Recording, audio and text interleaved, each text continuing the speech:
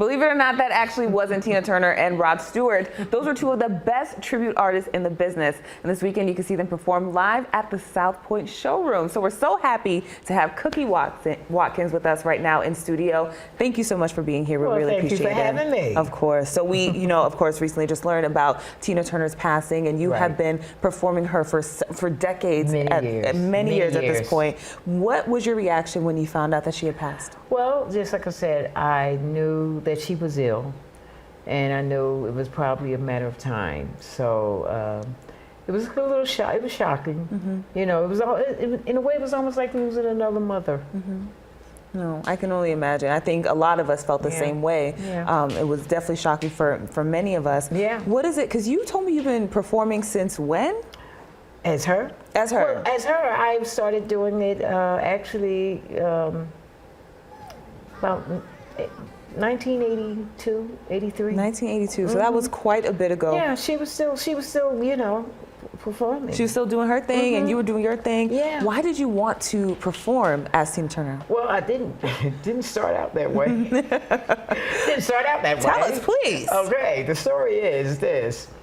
I always was a singer, and I always liked rock music. Well, actually, I wanted to be an opera singer, but they said I'd be 40 years old by the time I get on the stage singing opera. I said, oh, I better change up here. So then I started with some guys, and they were rockers, and I liked rock music. So we had a band. I was playing around, and then I was trying to get a record deal.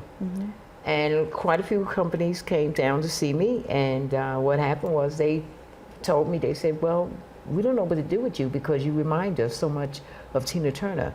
And she was never a successful recording artist, which technically she was not, because Proud Mary was a cover, and River Deep Mountain High was only #1 in London. It didn't go high on the charts in the States. But she was such a great performing artist.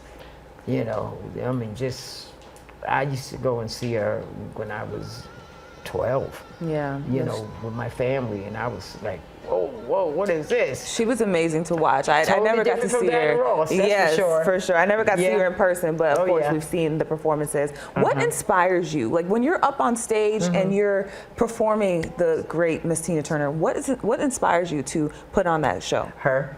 Oh. After seeing, listen, if you go see Tina in concert, you just feel that the energy that comes out of her is pure, and it was real. You know, some performers, and I know a lot of performers professionally, and some of them it's an act, but it wasn't an act with her. It was an act. She was genuinely happy to be on this, especially if you ever heard her in her interview, she wanted to always be in a stadium, in an arena.